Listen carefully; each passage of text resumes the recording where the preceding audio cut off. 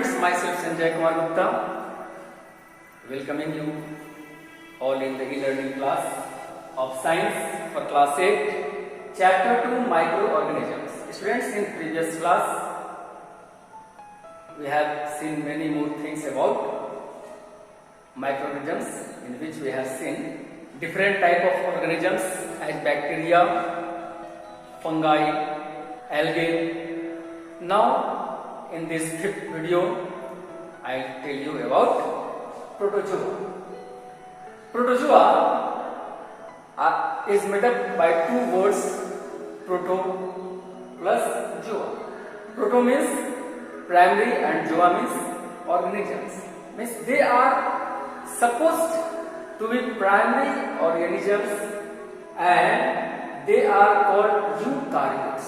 Eukaryotes are those organisms whose cells are just well nut, it is bounded well, and they contain bounded organelles.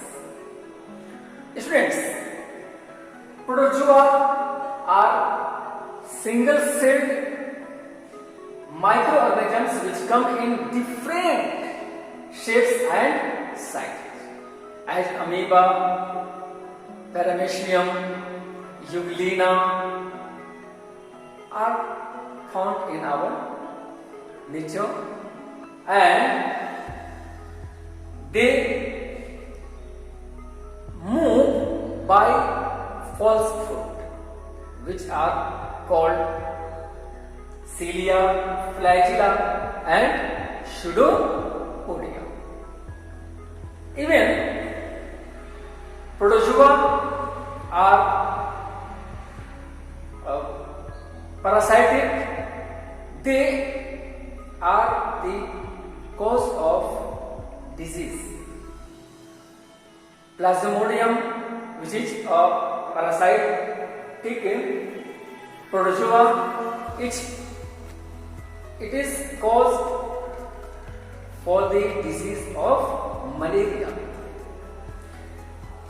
They can reproduce asexually, but in some of the protozoa, sexually reproduction can be seen also. चूंकि ये fragmentation के द्वारा, binary fission के द्वारा ये अपने आप को असेक्सुअली रिप्रोड्यूस ही करते हैं, बट कुछ ऐसे भी प्रोटोजोआ हैं जो सेक्सुअली रिप्रोडक्शन कर सकते हैं।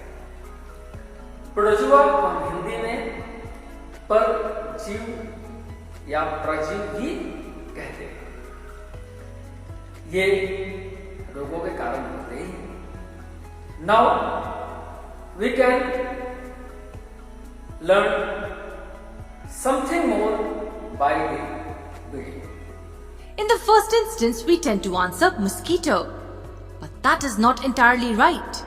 Malaria is not caused by the mosquito, it is only transmitted by this vector. Malaria is caused by the organisms belonging to the genus Plasmodium. And what are these organisms? Well, they fall in the next category of microbes that we will be learning in this video. The third category of microorganisms, these are called the protozoa. As the name suggests, proto stands for primitive, while zoan means animal. Wait a second, are we saying these are organisms primitive to animals? Yes, they are unicellular in nature. However, the single cell has highly complex functions. Hence, they are also referred to as the pinnacle of unicellular complexity. So what do you think will be their structure? Well, they have a typical eukaryotic cell structure. Thus, the nucleus and the membrane-bound organelles form an integral part of the cell. Many of them possess food vacuoles which are used to store food. And these cells do not have a cell wall. Are there any more special features? Many of them have additional features like cilia or flagellum for locomotion. Cilia are these tiny hair-like structures which are present throughout the body. Flagellum, on the other hand, is usually a slender long filament which is single or rarely multiple in number. Now this was their structure. What could be their nutrition type? Here we are referring to whether they are autotrophic, that is self-nourishing, or heterotrophic, meaning they cannot prepare their own food. We know that these cells are like animal cells and have mobility.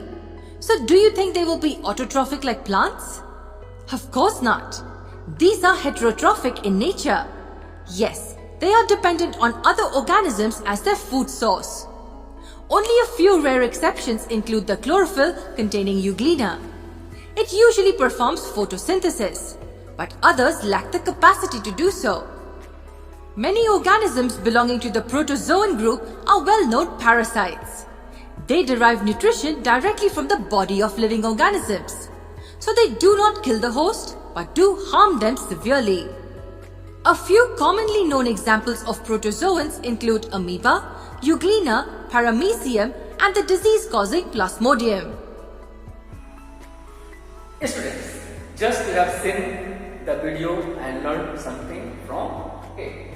Here are two pictures as amoeba and paramecium.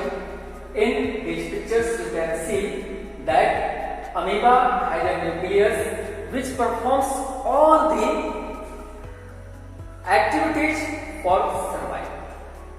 It has false foot. This is called pseudopodia, by which it starts moving. It moves from one place to other. Food buckets help them in engulfing foods, as well as paramecium have gullet which help in engulfing food materials. They have also false food. This is called cilia.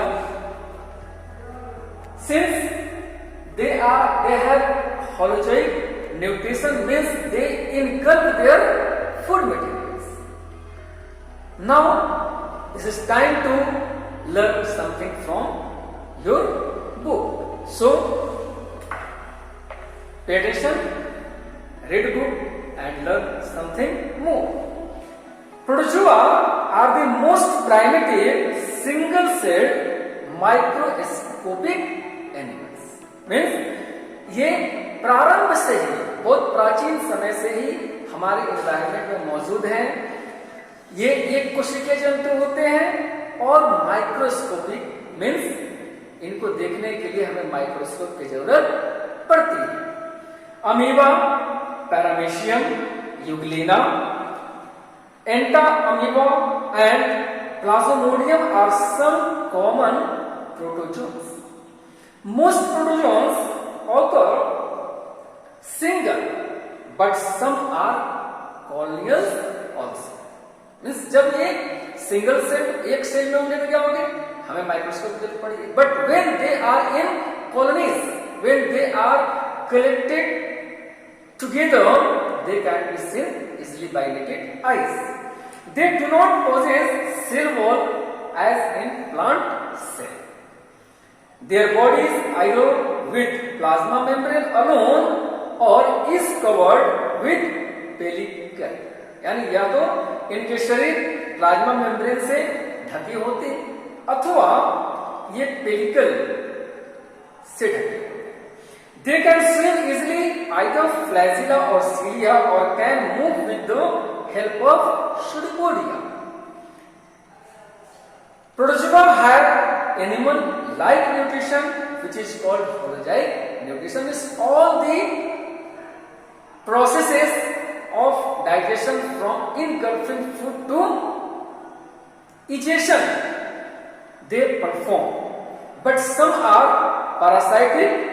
They feed on animal cells and cause disease in man and domestic animal. यानी ये दूसरे जंतुओं के शरीर के अंदर रह सकते हैं.